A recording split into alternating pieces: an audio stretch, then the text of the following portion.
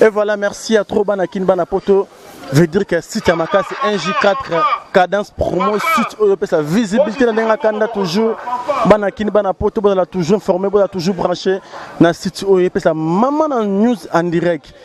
Veut dire que à toi quand tu as tongué bon moi ça n'est salama Banakin Banapoto veut dire que tout banara toujours biso dans news solo en direct quand tu as solo tu le bar toujours que tu as posa ba vitesse à jeune niveau kini ya boye nous moni ama sonné zali na katama solo et puis ça toujours visibilité na kata kini ato na kata kalam na kata matonge veut dire que mon continent biso azuli kanisa rosala idée oyo et ça la fierté na kata mboka totambola rappel to kenabe ba matete to kenabe ba bandal to kenabe ba parci par là ba commune et beto monara mais là beto mona on dit la pandi mususu dans la poste idée oyo et ça tous les 24 communes dans la poste idée oyo tous les 24 communes ba to ba sentir mona que qui vraiment to na social to na bomoko pepe sa visibilité marama solo makasi na kata masolo koto bana kin bana poto Renardi ba minga yate bato abula kini ko simba te kini ko simba veut dire kini ko simba nenga kana toujours bana poto bana kini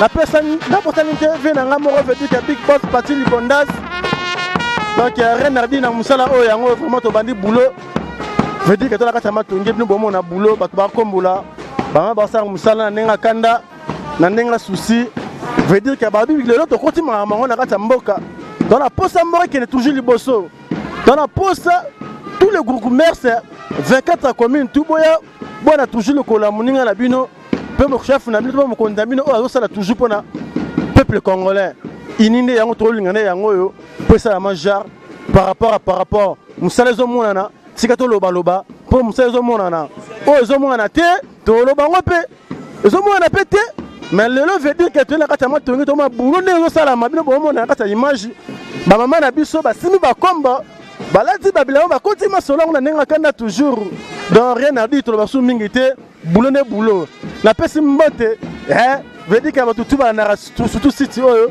et ça m'a plaisir à trop ciao merci on moni pe poussière ezali yango to prévoir pe cachene toboya banda kobela barim na ba grippe yango to pe sie cachene yango soki ba présenter lo cachene yango oh cachene bala matungende so présenter loko boko peta maboko bon quand même on l'a tâté tout tigelier quand même Yasika Sikoyo Yasika nako la ndo ya 41 43 ya lieu 43 échantillon oh so pour la sensibilisation musala oyo esengi pe sensibilisation parce que chantier liboso il fallait tout ça là eza changement eza chantier ba bengi changement de mentalité yango tozala pe na ba propagandiste ya biso bato ba bando sala campagne ya changement de mentalité ndenge ni toko salela pour que bopeto ezala vraiment réalité na quartier na biso yango to pesi pe mégaphone yango mais ça na ba micro ça na ba pile ça c'est tout hein barato pe yango yo na kombo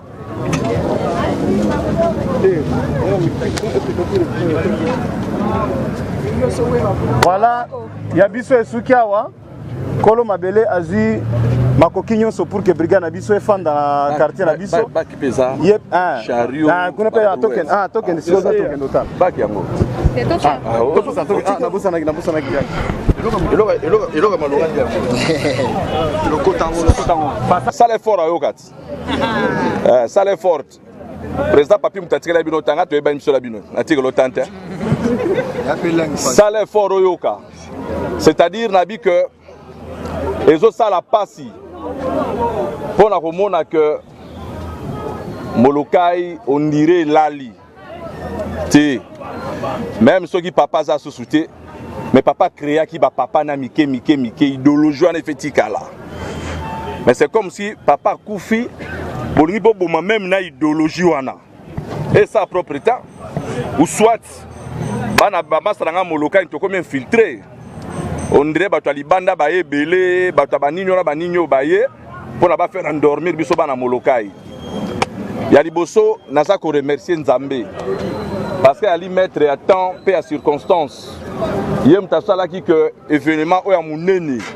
Oyo sala malelo l'unique le seul événement sala ma samedi à lelo le 18 mars na ville Kin ya salon yangoyo. À part oyo muso ezate so boche singa tembe bola na ba chaîne à télévision ba so événement so munene kolega oyo e yate yaka oyo donc Nzambe nde muta permettre ya mibale na remercier mokonzi nanga son excellence le Raïs JKK président de la République on a 5 beta maboko na makasi parce que azo réitérer la confiance et pas na ngai et naza ko remercier ba jeune leader na remercier ba jeune leader ba yebinga nga na mulanga pembe ba jeune à solo ce n'est pas pour rien ba benga ba jeune leader parce que moi ça m'étonne au mi benga leader du moment où l'accès leadership na oté donc jeune leader a gagné jeudi samedi ba concrétiser ma muna bango et après ba musu ba ganga après musu mo ba 1 mois ba 2 mois ba 3 mois 4 mois même une année les kasenelo moté magangi. Alors merci vraiment président Papi na kombo ya bana Kalamu en général et bana Matonge ba villageois ya Molokai en particulier nous tenons vraiment à remercier yo na ba jeune leader nyos autour boza toujours liboso c'est jazo mona bango yeyo batwa solo. Alors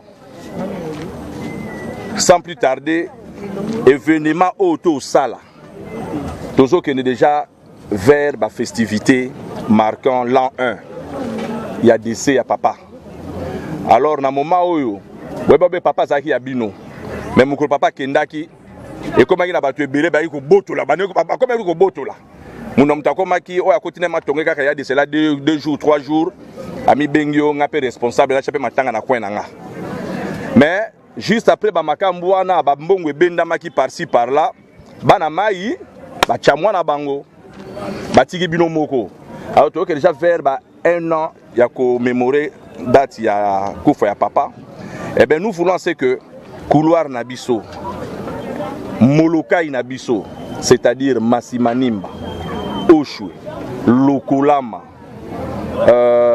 Kanda India avenue du stade Bapaya Obakoya va se retrouver.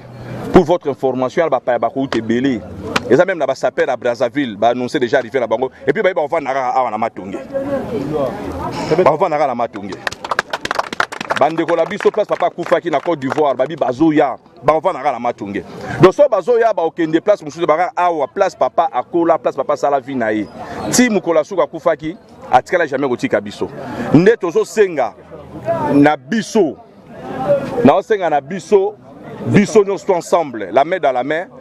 To honorer batuwa la ba ko ya ba mona pena ke non Molokai wana et akelo kwa pambati. Et to bunda po na pena comment Molokai est disparaître été. Yango mo naza ko remercier beaucoup plus ba jeune leader na initiative oyo parce que la saleté tue. Bosoto e bomaka. Bosoto e bonga e bomaka. Alors to linga te ba finga toujours biso pour amatonge na ebité oya bo étalier. Et dans le quartier, je suis allé à Fréchéri pour les Matonge. Voilà, c'est long, ça n'a pas de ah ouais. Oh, il y a Monique et Bazar. Il n'y a pas de problème. Biso ba bourgmestre to Koutana. To tout Sabino.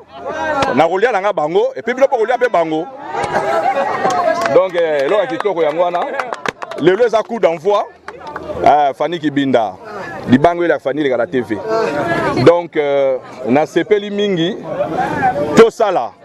Ba yo pesa biso ba matériel mais ba matériel ba pesa biso te pona ba matériel e gâté na ndako donc comme na ebité so to décorer ndako na pa ou na râteau na ebité place ko tia TV yo tia râteau na ebité et toujours monter brigade mobimba en permanence et brigade on les a rémunéré donc c'est-à-dire brigade on a ba ko futama bando futama na moi muké pona bike moyi na ebi mingi ba vandi awa na moni mama na ngazo toka yo ko mela mingi ko leka ba vena ba sanzete ngamo na moni Fanny Kibinda na pointe veillée pa ba misuta to lo ba kela ba sanzete bazo zela ka to koma era mulangi ba ko tia loi te D'ailleurs, il y a mois de la femme, tu honorer ne ba maman. Voilà. Ngamona mona ba face abantu bazalia wa do bango wanande. Moi mukela kolo bayango wana sans plus tarder. Bazo remettre ngai babiloko en tant que bourgmestre. Basi ba pesinga ngai pe na zone ngala pesa sikoyo. Na bato brigade oyo ensemble na biso na bino to décevoir bande ko la biso te donc to veiller nango vraiment ebunga te parce que bungi eza soni. Eza soni. To confondre bango nde bazwa babulu ko matonge ceci cela ba moi mnake matonge bato solo bazali. Merci beaucoup. To bandi na makolo na se nazo remettre pas ya et pas maman Nancy na maman Mireille. Ah oui, au Bezana. Ba villageois. Willy Jean-Willy Lombo. Il est passé na kati mais le ko les a ba maman, moi de la femme, ba la moi moko la pesi bango maman. Oyo pe. Eza pona obetango. Est-ce que que beaucoup de ça idéologie mon à Kinshasa ba bango te. Ba matanga no somaka ba musunya bata. Bon, so moi mais là ba filo ba petit sur ba plan oyo ya idéologie. OK.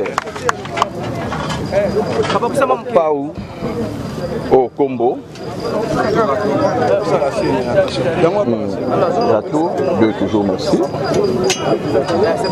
Au râteau. Au râteau. Babrouette ezali, ba charrue ezali. Pour los abino timing était parce que et togolo peut to risquer ba perfuser biso mai aussi na nzoto. To sepeli maman. To gardango jalousement. To kasonité. Kwa soki to bungisi yango ngande na kotala bango te. Komoni ba papa ona ba maman oyo tant ba senga ba motion ba lobaka fort na kata réunion. Alors ngape ba yebe obeke bourgmestre akala mu mutu mbanga. Bo permettre nga mbanga na ngana continuer nango ke mbanga na nge kata na devant bango na ba motala bango na oka bango sodi. To gardango jalousement mais to garder te to sale la yango parce que c'est à ko garder te ya ko sala musala. Le reste nous allons rester, on va planifier comment misala ni ando salama, on a besoin couloir ezala propre. Au moni mutu ache salité, yo a master bourgmestre. Checker bourgmestre mutu ache salité et puis mingi bala ba boutique ba uti na bango kaka. Amande za nango to kanga. Encore une fois, merci beaucoup, jeune leader. Merci beaucoup.